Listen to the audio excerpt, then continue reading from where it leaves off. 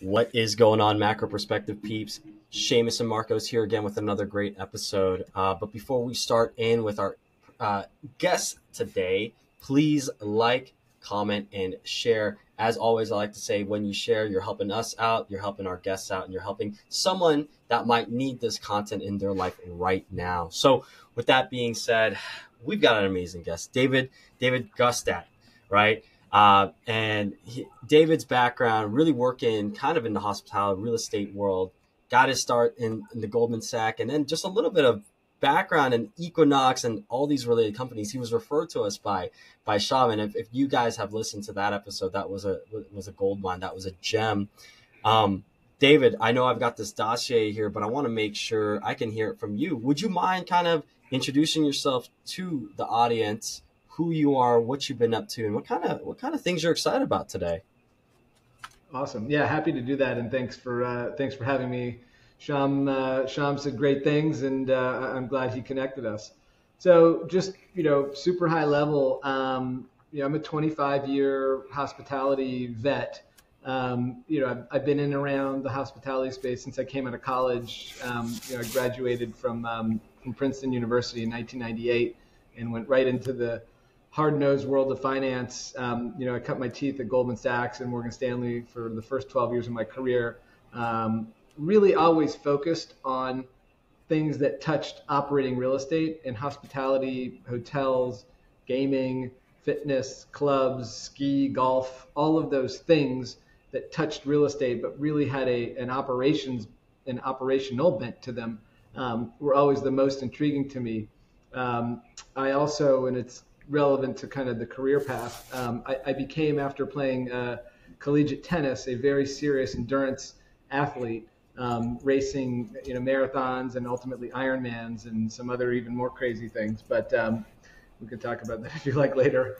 Along my journey, this vision to tie high performance lifestyle and hospitality together. So it's actually working on a concept that would have used the Ironman brand and looked to partner with them on a concept to apply it to resorts and kind of a lifestyle resort concept. As I was going through that process, I was introduced to the team at Related and Equinox, and they said, "Your idea is okay. We have a better idea.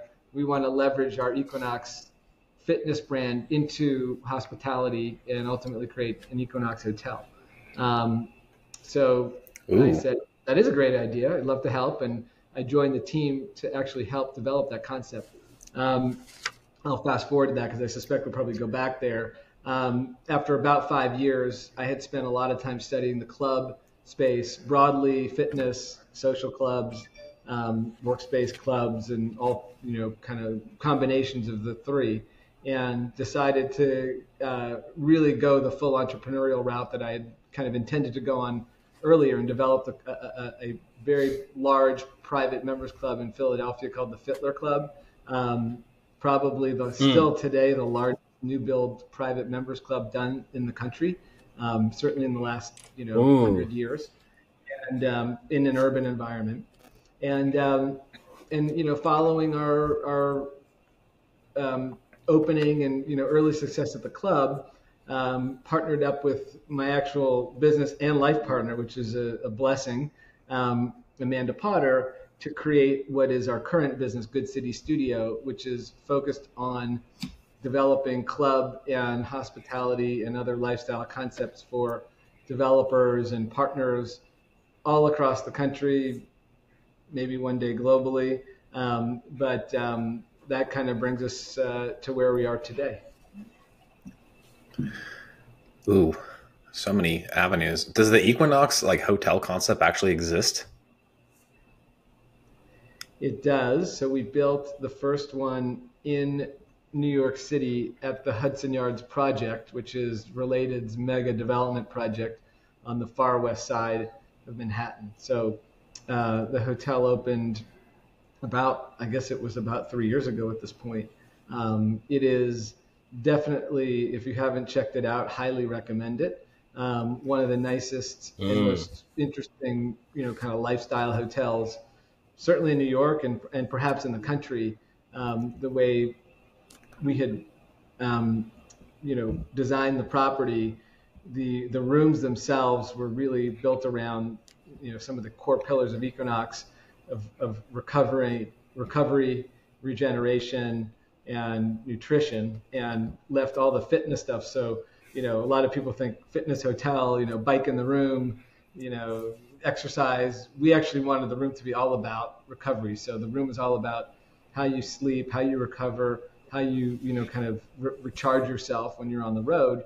And the actual, movement part, which is the other pillar of Equinox, sits inside this 50,000 square foot amazing gym with pools and all the studios, and it's an Equinox, but it's really an Equinox on steroids. It's probably one of the better clubs in the entire system. And I think it's actually the most expensive to join in the system. So, how many rooms are there? It's about 220 guest rooms there, and they're nice size. It's not like some of the newer properties in New York where you go in and you can, touch both walls. You do the wall test. If you can touch both walls with your hands out, you're in an economy-sized room. They're very generous rooms. The bathrooms are killer. The rooms get super dark, super quiet. They get super cold at night. All of the things that as a hotel geek, we always would kind of, obsess over. It was my first opportunity to really, execute that in real life, with having a strong hand in the vision, design, and how it was going to operate from the very beginning. So with regards to some of the amenities in the room, like what are those like recovery things that are there that are unique, that's like kind of inside of that pillar that you mentioned? Yeah, so it's interesting. We were playing around with the idea of what would a healthy minibar look like, and we went I think pretty far down the rabbit hole, and when you look at what's there today, there is a whole bunch of very interesting aids, that work on recovery, on sleep. So there's sleep aids. There's things that are kind of kind of like micronutrients that you can add to drinks. There are the basics, like there's a foam roller and some of the more physical stimulation tools that you can use also to help yourself recover. So it's kind of neat. You've got the ability to kind of indulge, but at the same time there is this very focused little kind of fun kit that exists that is really meant to help you achieve what our thesis was always.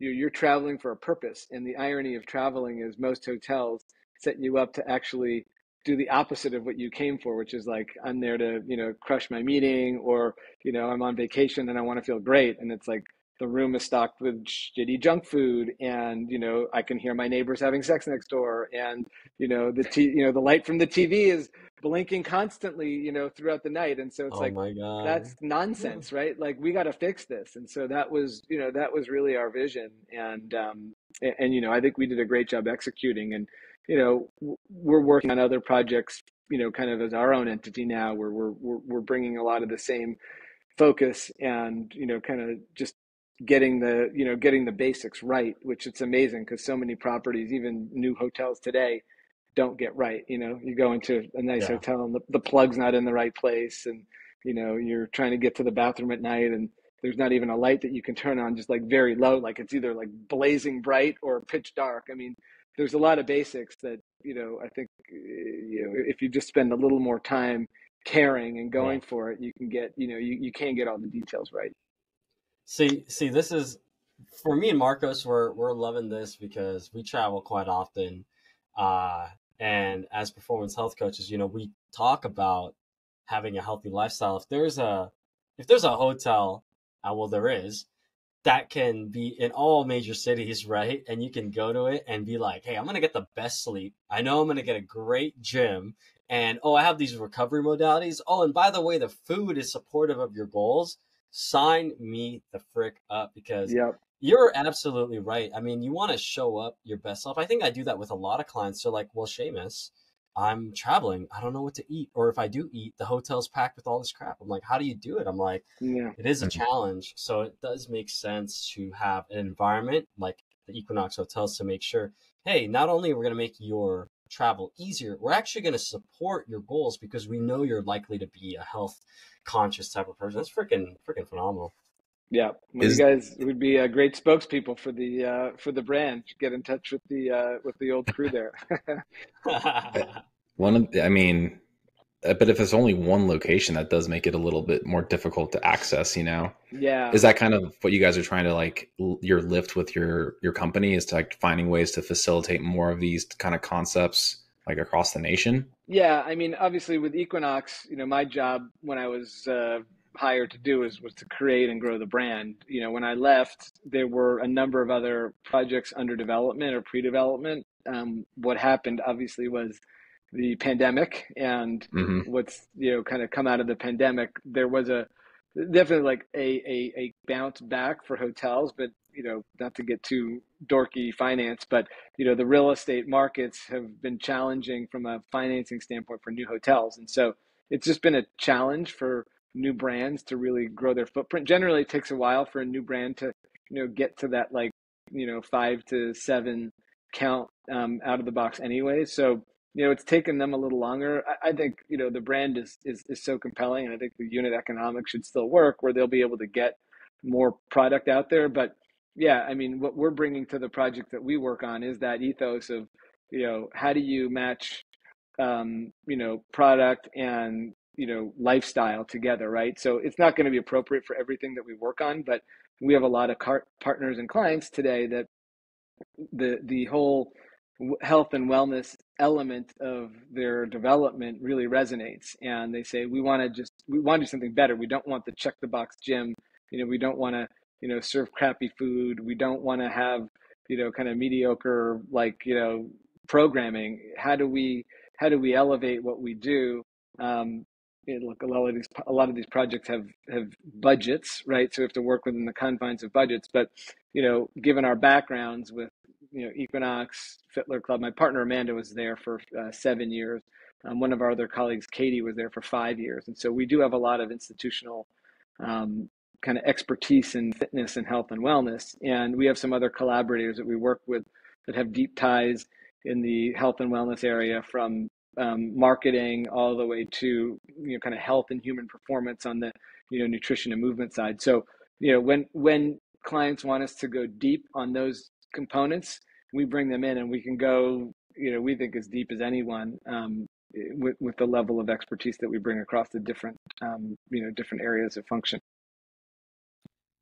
Which kind of brings it down to like the other question of like, what's the cost on a room in this type of market?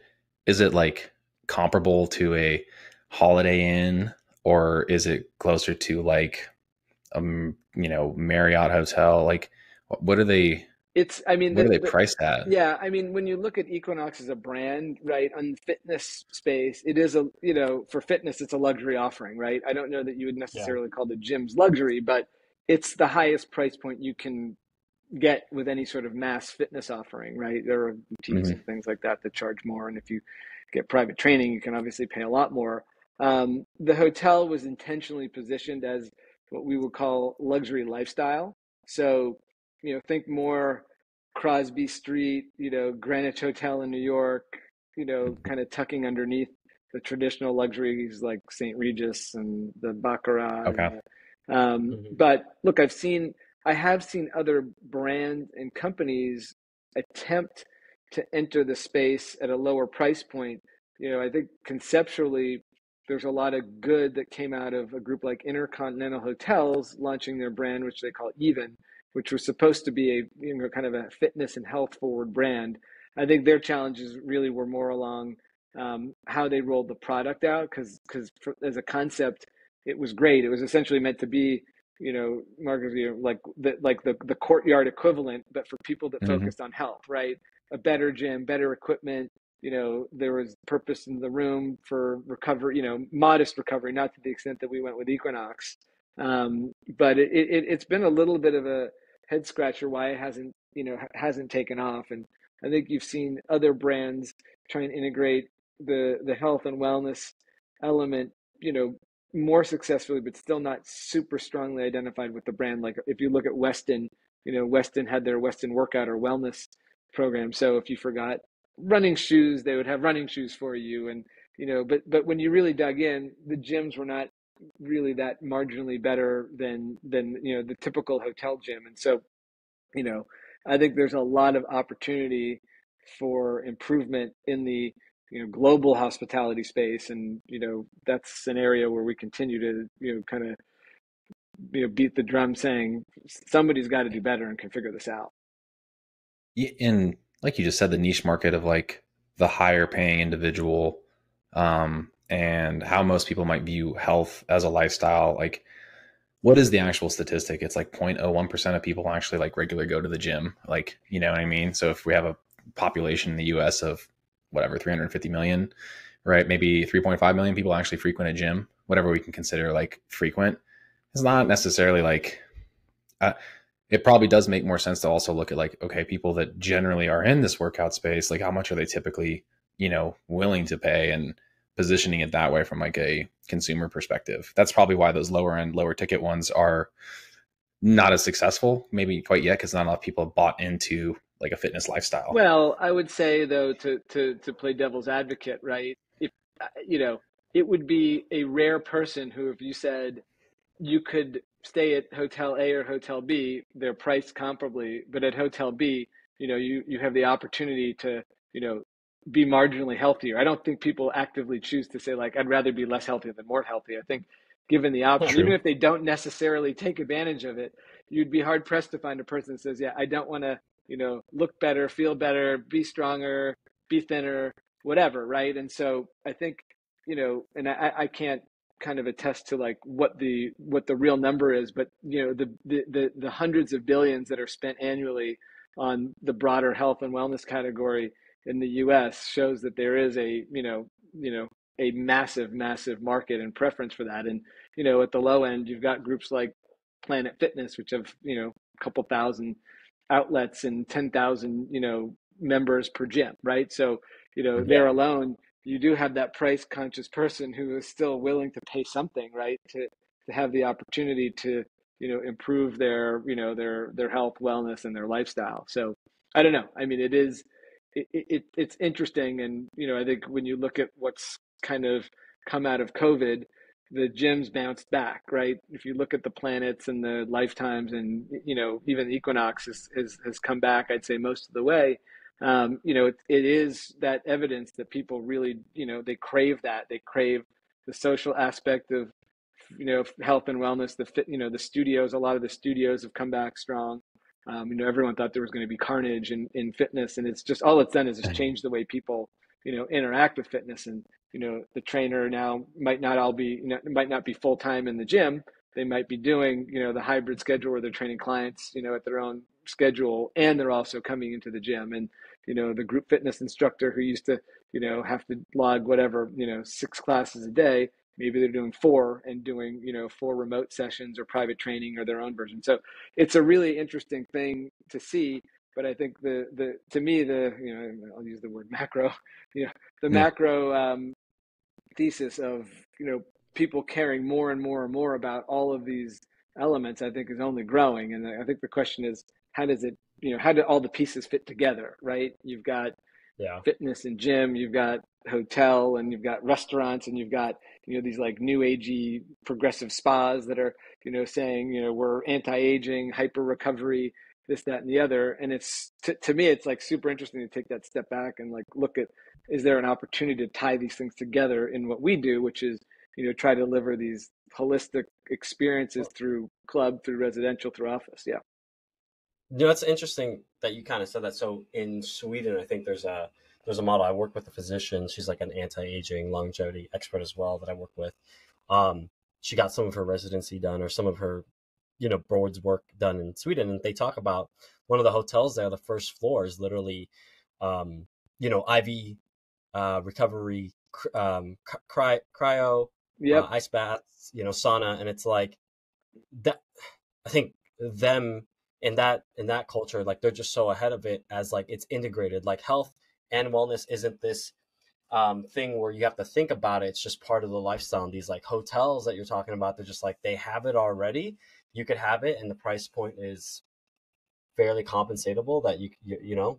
I mean, you look at Sweden though, look at them. But I mean, obviously, in the American model, it's something that I think post pandemic, post everything, you're absolutely right. I think the market is shifting where people are getting a lot more serious about how they look at their health and how they do it, and they're finding these outlets. So I definitely think like the hotel space, real estate space can be a space to maximize on that. People are willing to pay for their health a little bit more, knowing that they can't trust certain governing bodies and certain different things. They've got to put their health in their own hands. So Yep. I'm in agreement. I think if you could have these worldwide or countrywide as like the Equinox hotels and different things, I mean, you already have a market. Hudson Yards is great. New York's great. There's healthier places. There's healthier places. Get that going. Exactly. That I think the thing that you mentioned there about the thought that everything was just going to go completely online, the boom of like the Pelotons, the Tonals, the Mirror, like these at home like variants, and the stock surged when that was the only option people had. And then now you get 3 years removed from pandemic and they're all kind of struggling, right? They're all creating, like, they had their niche, right? We can use Peloton as the example. And now Peloton's like, we offer yoga and, Pilates and all these different offerings inside of it. And they actually got away from like the main thing they did, which was, supposed to be an exercise bike. Yep. And that tells me as a consumer that they've lost their brand identity. The more I'm starting to like study these things, it's like the more offerings they have, it's like they're maybe strapped for cash, or they, tried to scale too quickly because they thought like this is what the projection of 5 years is going to look like after these two, right? And you're right, like there is this resurgence because people crave, community and socialization and being able to experience, places that are kind of unique. And I know a lot of people are like, oh, but I can't use the same equipment. It's like, that's part of the fun once you kind of get into fitness, is like, this machine might hit it a little differently. And then you start looking for another gym, even when you're not traveling, to include some of those movements that, maybe give you some better stimuluses, stimuli, right? And it's kind of cool to see. And I think having experienced as much travel as I have in the last like year and a half, it's definitely been interesting to see. Like, I get where people get frustrated with like their flights and like the eating patterns and these things changing. Whereas before I was like, why can't people just stick to this? And, having a place like a hub, wherever it is that you're, primarily going to for all these meetings, or a brand that's associated in that like wellness space, can just make this like journey so much easier for people, like, and their longevity. Yep. So, yeah. I'd be sign me up. I'd pay an extra $50 a day, easy, to have that, premium access. Hell, even 100, because I already know I'm gonna have to go pay a drop-in fee, and that's an extra $30 on my day typically. Right.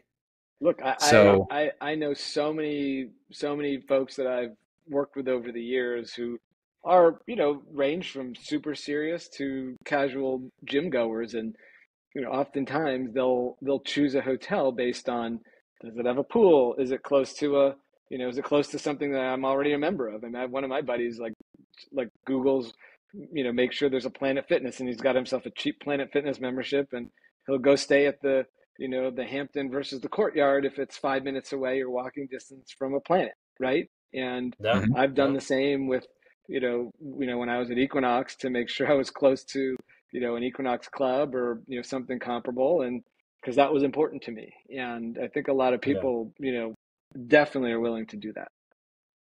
100%. Oh yeah. 100%. More and more each day. I mean, ironically enough, it's like I could save a little and go to, like, for me, it's like a Holiday Inn or Holiday Inn Express. Like, I don't care. I'm hardly there. It's just like, I just need a bed to sleep in.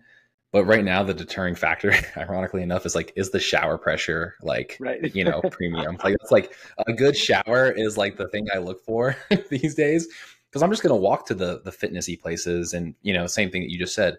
I'm going to take the 5 minutes, as I'm going to said location or new location, to, kind of map out what that can look like, how much time I might have to allocate to being able to get these, life components together. But yeah, if I could just go downstairs and I got this amazing facility, again, like, and people want to have access to that and make it easier. Hell, like, I know for me, as Synergenics, the other company we work for, continues to grow, partnerships with an organization that's creating exactly what you just said. I mean, all those people actually fit the bill of the Equinox kind of, price point, Yeah. honestly. So it's like, just seek that out, get an Equinox membership. So you get like I don't know, bundle discounted rate to go to like that hotel premium Yeah. version, and it's, I mean, more and more, I mean, you just want to keep your lifestyle intact best you can. And nothing feels better than getting your workout in and knowing that you can get it done appropriately. That's right. Yeah. Yep. Yeah. Hudson Yards is nice, but definitely there. I wanted to ask, can you talk about the Fittler Club, like that private club? When was that established, and kind of the offering there? Is that kind of similar to like Soho House? I know they're kind of coming up and everything. What Yeah. is So it's different there? interesting. I mean, the club is really the manifestation of what I thought to be some of the things that were missing from some of the other clubs that are out there. Without naming any specific names, but most of the social clubs out there, whether it's Soho House or otherwise, I mean, the offerings they have are great on the social side, right? There's bars, there's a scene, there's a vibe. They look beautiful, but for the most part, very, very limited fitness offerings, and even the large Soho houses. I mean, they're not going to replace your Equinox experience, right? They have some of their properties have nice looking gyms, but many of these other clubs and a lot of these older clubs, the older city clubs, they were built before the idea of studio fitness even existed. So a lot of these clubs in these markets don't have real fitness offerings, and if they have fitness offerings, they look and feel much more like a hotel gym or an elevated residential gym. And to me, I wanted to do something that enabled a member to come and say, I don't have to sacrifice any one of the things that I do day to day to be a member at this club. So, I can go and socialize there, and it's on par with any other offering that, would exist in whether it's Philly or some other market. I want to be able to work out in the same way that I would if I was a member at, any of the gyms in Philadelphia. And we added a enterprise size workspace offering, which is about 35,000 square feet.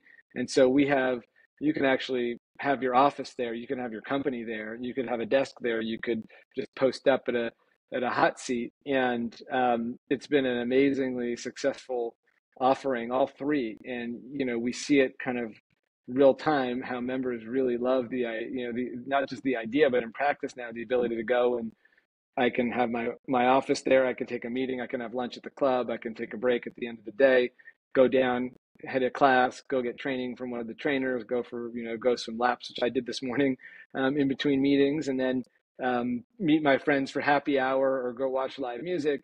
And, we have a hotel. So if I have family coming in, they stay at the hotel. If I want to have an event, we have an event space. So it really is this powerful ecosystem of club, social, fitness, work, events, etc., hospitality. So we're very proud of it, and whoever's listening and comes to visit Philly, come check us out. Yeah, absolutely. The thing that intrigues me, because I know we've been talking about fitness for a while here in the hotel, is that workspace kind of thing. I know during post-COVID, post-pandemic, the big thing that me and my lady have transitioned to is a lot of work at home, mobile work, right? Mm-hmm. Virtual work. And, we look at places like a WeWorks, or we look at like these, like, Regus or something like this. You talk about the workspace, like you said, like it's like as big as like a enterprise kind of thing. Like, is that you have your own offices, you could have a team built out there? Like, how big does that go? Because that's a really enticing offer to be able to have everything in house. No, I mean, look, we designed, 35,000 feet is, the size of two typical office floors in a normal building. And we designed a space that could accommodate a couple hundred people. And before we even opened the doors, we were full, 100% committed. And people were paying double what the WeWork in town would get for similar space, and they still had to pay for membership to the club. So, we really did, I think, prove out the thesis that if you can tie these elements together in a way that feels cohesive, and obviously you got to build the product to suit the market, that people will take advantage of it. And so What's interesting is we did it, we planned it as Lifetime was just about opening their first club with a workspace offering in it, which ironically is in Philadelphia. It's in the suburbs of Philadelphia. I'd say since we, and I'm not saying that they did it because of us or vice versa, but since they've had success with that offering, they're rolling Workspaces out into as many of their new clubs as possible. So, they are very much in that same wavelength as we are, which is how great is it to be able to, marry the two kind of things that people kind of have to do and want to do during the day, right? You have to work, you want to work out, you get the two of them together and you've kind of hit two of the three main things that people really care about. I don't think they've quite solved for the social piece, right? I think a lot of their clubs have a social element to them. They have nice pools and, family use them, but it's not like you're not going there for dinner and, swanky, like happy hour drinks yet. I mean, that may be, for all we know, that may be their next plan, right? Equinox with the hotel, the idea there was that, right? That you would hit it for the, happy hour, you'd hit it for dinner with the star restaurant, and you kind of marry the workout. They interestingly at Hudson Yards didn't choose to develop their own concept around Workspace, which I had developed a concept for them when I was there. There's an Industrious in that building, and there's a loose partnership between Equinox and Industrious. So they're trying to synthetically create, and as we understand, it's one of their more successful Industriouses. I don't know if it's the location, the product, or the tie-in to Equinox, but I could definitely buy the argument that the proximity and the connectivity to Equinox on the brand side has definitely helped drive that product. So, yeah, I think it's a very compelling offering. It is, and then last question, Marcos can chew you up a little bit. Are you looking at more people that are working remote, or are these people like CEOs of companies that are virtual remote companies, or are they bringing their whole staff there? I don't know if you have that data, but what have you been seeing as a trend, if you can see it as a trend?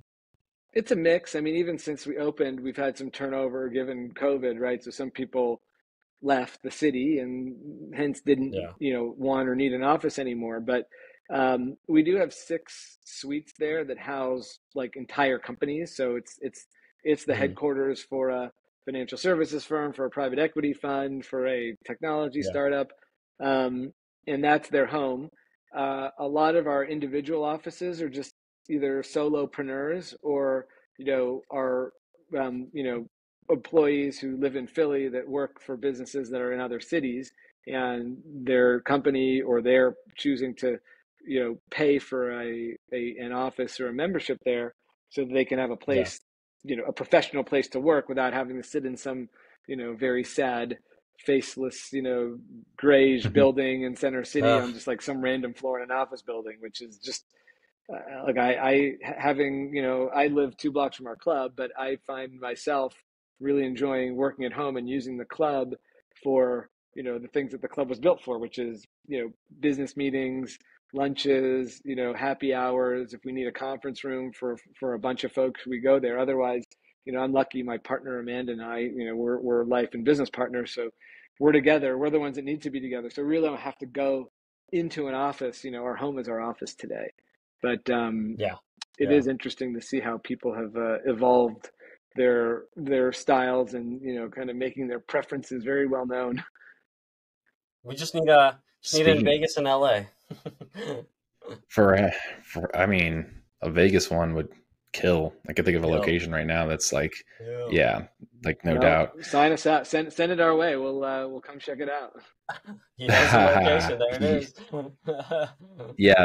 The junction point, right? When I'm like, that would be. It's pretty much near the airport, more or less, too. But it makes me wonder too, though. Like, okay, so you guys, have that option of working from home or working at the thing. Where do you find yourselves most productive? Honestly, do you find that that different place that is removed from like your household barriers or things that you might need to clean up, it's like easier to actually stay in a workflow mode. Um, Even given or maybe it's the fact that you got to pay for it. Like, do you find that you're like, all right, I'm paying for this, so I better get more work done?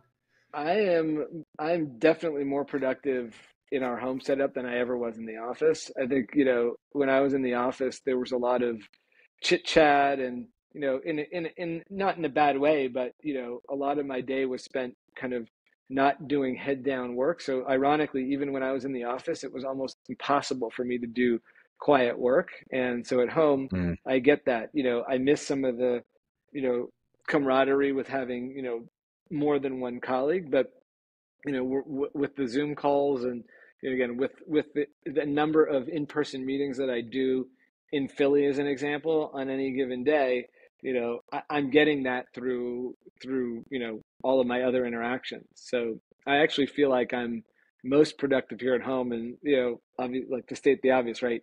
It's a big function of how long was my commute, what was that yep. journey like, and am I taking the hour lunch? Like, I didn't have lunch today. I had breakfast at a breakfast meeting. I grabbed a swim on my way home, and then it's been, focused work at my desk since then, or, calls, or um, walked my dog with a power bar in my hand, or not a power bar, but, a protein bar Yeah. in my hand, and, Yeah. and came back to sit with you guys. So, if I was commuting and, had to deal with like the typical, lunch scene, oh, let's grab lunch. We'll go sit at we'll go to Chipotle. We'll sit outside, 45 minutes later, you're back. And it's like, I'm a big advocate of live work balance, but we're able to just kind of like flex the way we want, in this Yeah. environment without having to kind of, anyways, you get it. Yeah. Yeah. And I think too, it's, different personality types, right? Some people do flourish with that, or they need more of that interaction to like eventually get that like kind of quote quiet time work done where they shut their office door Yeah. and do it. But I think that's why I asked the question. I was just kind of curious as like, you have these concepts and these ideas, and maybe it is the fact that it is like kind of a hybridish approach. Whenever you need it, it's there. And I mean, it's a unique work culture these days, because I mean, there is definitely, like you just said, like there's something about maybe having your pulse when you have a larger company on the people and like the culture of a company. But if it's a smaller team like you guys have, it might be easier just to kind of be like, I'm gonna get my power list done today, and then I'm going to go like seek them out in this, kind of different hybrid type of role. I think it probably matters on the size of an organization and, a bunch of other varying factors of personality types. But Mm-hmm. I find a lot of joy in getting into our different office spaces because of the work travel, seeing the setups, and I think it adds like a new lens and appreciation for, wow, like we got 25 locations across the US, and our goal now is to uplift all of them to have the same kind of SOPs, right? Mm-hmm. Versus all these independently operating quote unquote franchises, even though it's not advertised that way, it kind of works that way at times. Yeah. Different models are just so interesting. And but again too, like you just said, having a place where you can all convene, gather, do that, different levels. I mean, if you don't mind me asking, what is the typical cost for like that small one room type of like solopreneur type of person pay to be in there? I know it's Yeah. not I like mean, listed on the we're website. we're definitely more expensive than a lot of the comparable product, but ours start at about 1,500 a month, and they go up to about 2,500. Depends Hmm. on interior or river view, and some of them are a little cozier than others, Yeah. but that's the range. And you get obviously access to the full workspace. So we've got free snacks and draft lattes and cold brew, and a lot of healthy snacks, some unhealthy snacks. You get Yeah. meeting room time, and again, you're not automatically a member of the club, but we do offer access to club programming. And then, obviously folks who are members of the club get better pricing on the offices than non-members. Yeah. Hmm. What's the membership of the club then? The club is priced like a, private club. There's an initiation fee. It averages about, $3,500, depending on age and if you're joining as a single for, or a couple. for the year? for initiation, and then the dues, our average dues are about 350 a month. Again, it's cheaper if you're single and under 30, and it's more expensive than that if you're, married and over 50. But that's the range. Yeah. So that works out to being what, about $8,000 a year, roughly, like as like a single person. I mean, a single person is paying, like the cheapest membership we have would be an under 30. So they're paying right around 200 a month. So 2,400 a year. But if you're, if you live in town, and you've got a spouse and kids, you could be at that 8,000, close to 8,000 a year mark. Oh, so that's complete family access. And if you have the club. Oh, that's a pretty sweet incentive. That's not, I mean, it's a good really deal. Sweet. I mean, Philly's a weird market. If we were in New York, we'd be probably double to almost triple what we are on prices for what our offering is. But that's the difference between New York and Philly. Well, I mean, if you are, I mean, I don't think a lot of people also I mean, like you just said, you get this really blank canvas like room that has no windows or whatever, and you're paying whatever that looks like, and that's part of where you need to go and do work because you need to meet with people or something. Now instead you have like this, this thing that's put together, the common space, right? Like all the other things that people can like walk into, and then like I think that has like a tremendous amount of value these days for like just having people when they do show up to meet with you. Like to me, I would love that because it's like, even my wife's like, why don't you just maybe consider getting like an office space? I was like, yeah, right. Like, like, do I really want to be paying, I don't know, $12,000 a year, assuming it's like $1,000 a month for a hole in the wall, you know what I mean? But I mean, like if it was already built out, like you just said, like, even if it was just coffee, all right, you can have a coffee every day that you're at your office. Like you just said, and that might cost you typically $5, right? Like there's ways of like those other little amenities are, maybe well worth it based on like where you're at. Yep. And I think to me, environment matters these days. Like, as you see here, like my room's gotten a little cluttered behind us, mainly because like I'm like, I'm just going to throw it in there and I'll get to it tomorrow. And like there's definitely something to be said about like, if you want to go into that and look at those different offers, I mean, to me, it's like, sign me up. I really would love that idea. One right and there for Vegas.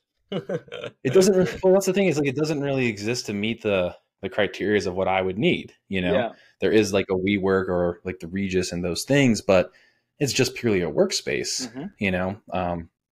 I mean, the fitness minded people are ones that want to take the health initiative, which seems to be growing in popularity. Thank you, Peter Attia. Like you want to be in the environment that allows like ease, like you just said, the commute. You got to commute 30 minutes to the gym, 30 minutes home, 30 minutes to the office, 30 minutes home. You now remove 2 hours of your day, right? And if you kind of look at your, what is that? The like cost benefit analysis, right? Like, well, that's 2 hours where I can't make $100 an hour, right? Unless you're doing everything on a phone call, which is not always the case, harder to do. So I don't know, like it's super interesting. I love that there's more people like you, like trying to find that for like the new age kind of person that, everybody always feels strapped for time, I have a one-stop shop that kind of, what do people most commonly do on their day, or what do they hope to do on a day-to-day basis? Go to work, get some form of exercise in, eat, high quality meals that help fit their lifestyle, and then be able to go home to their family and leave work behind. I mean, to me, those are like the big four. Yep. There it is. So I wanted to ask David the next thing here. If you had a question, Marcus, let me know. But you said something along the lines, hey, are you training for an Ironman right now? Well, not right now. I always kind of keep myself in quasi race ready shape. It's been a little tougher these last couple of years. But I've competed in 4 Ironman races. I've done an endurance bike race with 3 other guys where we rode across the country as part of an organized race in a week. It was a relay race called Race Across America. I've done, probably another close to a dozen marathons, and now I stay fit. I run 2-3 days a week. I bike, cycle, 2-3 days a week. I swim, not as much as I'd like to. And I was a college tennis player, so I still play tennis. I've gotten into some new racket sports. We're developing a new social sports concept in Philly, which is going to be our next principal project, which is going to be very, very exciting, and I think has the potential to change the landscape of, social sports in a lot of cities in the country. Oh man, are you going to Ooh, play okay. the tennis, the tennis volleyball soccer hybrid thing that I saw on the U.S. Open page the other day? Oh gosh, yeah, that's so funny. Yeah, there's a lot of like very interesting, offshoot sports developing right now, but we're leaning into, I mean, we really call it like racket social sports. So you've got tennis, Mhm. pickle, padel, um, squash. I think is still loosely there, although it's Which which one's Padel? Padel Yeah, is I've never heard that coming one. like a freight train. So Padel it's a sport that originated in Mexico. If you guys Google Padel, you could go very, very deep down the rabbit hole. But it's like a gonzo version of pickleball. It's the way I would describe it is either like athletic pickleball, or if you were to play a version of squash and racquetball, but 2-on-2 against the net in a glass cube. So you play off Yeah, walls, and yeah. it's the Okay, fastest, yeah. by some accounts, it's the fastest growing sport in the world. Um, Faster than pickleball. It's global. 20,000 courts in Spain, 200 in America, going to 1,000 probably in the Oh, next year.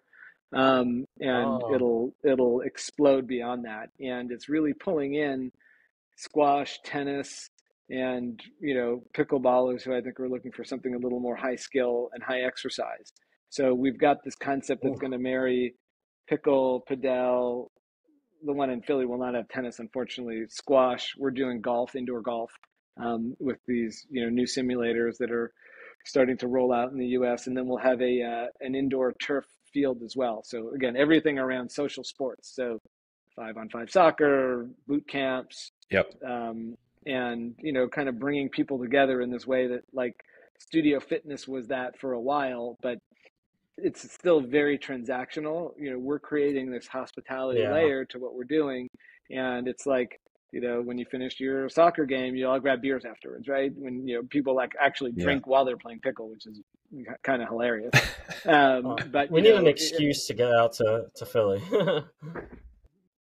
come visit. You can check out our club, and yeah, so we've got a project underway in Philly. We're starting to look at other markets for our concept as well. We have a great name. Don't steal Yeah, it, but we're calling it we won't. Ballers. We're calling it Ballers, Call and it. There it is. yeah, we're going for it. So yeah, it's going to be amazing. We're really excited about this, and as we think about opportunities for us to grow our platform, Fitler Club, we always wanted to do a few clubs, but they're big, they're expensive, they take a long time to do. Concepts like this, Ballers, are Yeah. much more easy to roll out. We think we could get to 10 of these in the next 5 years if we were focused and find the right partner. So yeah, super, super excited about it. Is this Ian, still it's gonna be in the funny you Philadelphia mentioned the area? Philly, yeah, the first one. Yeah. Okay, yeah. yeah, done. Yeah, it's funny you mentioned the Padel because I'd seen that as well, and I didn't know that's what it was called because Yeah. I was like, is that squash? But like, there's the tennis, and I know the squash court generally has just the wall, right? The wall is like what you're hitting it off Yeah. of. So when I saw the 2-on-2 Padel, I forget where it was again, probably like the U.S. Open page or whatever. Like being like, this is actually the fastest growing sport in the world, like you just said. I didn't notice the name, but I would totally be interested in that. And I actually think someone I talked to yesterday, she mentioned a version of it. Like she didn't say padel though, but I mean, I'm guessing it's like what's the difference between padel and paddle So tennis? paddle tennis is much more niche, and really, I think almost only exists in the U.S. And it's the reason it's called padel is because most people call platform tennis paddle. So padel was Mm-hmm. supposed to be paddle, but because paddle exists as platform tennis, padel had to become padel. And so platform tennis is Mm. is Hey, played primarily. I know it's like Peter Piper picked a peck of pickled peppers. So so it's so so in the Northeast in country clubs, people play paddle or platform tennis, and it's an outdoor sport, winter generally only. So it's actually a winter outdoor sport. The courts are heated, and they're played in a chicken wire fence with like kind of a mini looking tennis court. And so there are like in and out of bounds in the court area. So it's not nearly as dynamic as padel, and it's a lot more. It's frankly just like a lot less fun than pickle. So I think that one's going to kind of go. I don't know if it goes away entirely, but the growth is really around pickle and padel today. If you're kind of leaning into social racket sports. Well, yeah, I mean, playing off the walls, you have the geometry of the game that you have to kind of think about, and the bounces and however the rules work. And like you said, it's like adding just different like reactionary kind of dynamics to the sport, which again usually makes it more fun. And I think of that, and then the other, like I said, the offshoot of essentially it's basically what spike ball did to like, it's like you're taking this concept and rules that people generally know, you just kind of change the stimulus a little bit, and next thing you know, you can be engulfed in like a whole new game. Sure. So I could be like, hey, like we're gonna play padel for a while. It's like, all right, now we're gonna bust out the soccer ball and play, like soccer padel, and like literally now you have the walls and they have to kick it over the net, and it's just, I mean, it's really actually kind of cool because I'm like, you know what, I would do padel, I would do the other variant that they showed with the soccer skills, hand-eye coordination in a different way. But I think I see the attraction and the allure. I will say that pickleball doesn't really interest me quite as much because it doesn't feel like you're moving as much. Everybody's like, you got to go see this, and then like everybody's just telling me that their AC joints all messed up. Oh man, yeah. What was it? Oh my gosh, it was there's a thing about like all these racquetball sports being like the most like egregious thing for physical therapists in like the healthcare system in the last like year. It's like, well, look, I think it's a lot. Yeah, it is nice though to see people just going out and even if even with pickleball, like you're getting people on their feet, and there is an exercise component to it. So it's just I'm personally not going to go look to play a lot of pickleball, right? I've started to play padel, and it's much more interesting to me as a as an athlete, as a tennis player. But I totally get pickleball, and when I go and see people playing and see the joy on their faces and the focus and the concentration and the competition and the camaraderie afterwards, it's actually great to see. And like I said, I'm never going to kind of hate on anything that gets people out of their chairs and off their butts and outdoors and kind of doing things that are social, because I just think we need whatever we can get to get people and keep people active. Entertainment value is huge. I mean, the first like quote baseball game I took my son to was actually banana ball. So it's like the Globetrotter variation of baseball. And I'm like, the concepts behind this keep the game interesting for 9 innings. We actually got rained out in like the 7th, but I mean, I was like just thoroughly enjoyed as a baseball player. I'm like, I would see myself playing that as an adult because there's more nuance to the game and little things that kind of happen, even though they're obviously like doing clown and like shenanigans during it. Like they'll hit on stilts and just like weird stuff. But like the concept of like the rule changes then keep you as an audience more engaged. And I'm like, I play baseball for my entire life. I personally don't like watching it. I'm just not engaged. But like the other one, it was definitely more spectator friendly. And also, if you hit a foul ball in banana ball, you are actually part of the team. If it's a foul ball and you make a catch, it's an out. That's amazing. You know what I mean? I read about it recently, and I was like, oh, that sounds like a lot of fun. It's these little tweaks to certain games that people know and love that, again, if you can keep the energy higher and the output there, and because I think our attention span is just diminished because of social media. The games have to kind of reflect that in a modern day. It's crazy to see that soccer is still as prominent as it is worldwide. But again, I think you throw it in a smaller court, you do the variations of playing off the wall and like the nuances that offers and speed the game up. People are far more interested. Same thing with like arena football. We went to a game in Vegas and it was like, oh, okay, like this is super fast paced. And these people are like getting cracked into walls. I was like, ooh, like I, I was like, that has to hurt, Yeah. man, even though it's padded. Well, look, that's why I think so. In what we're doing with our like little mini soccer pitch at Ballers, right, is going to be a 4-on-4 or Mhm. 5-on-5, and the walls are in, and so a lot of the people who play it love that because you're just moving the whole time, right? If you're playing full field soccer, ball goes off the field.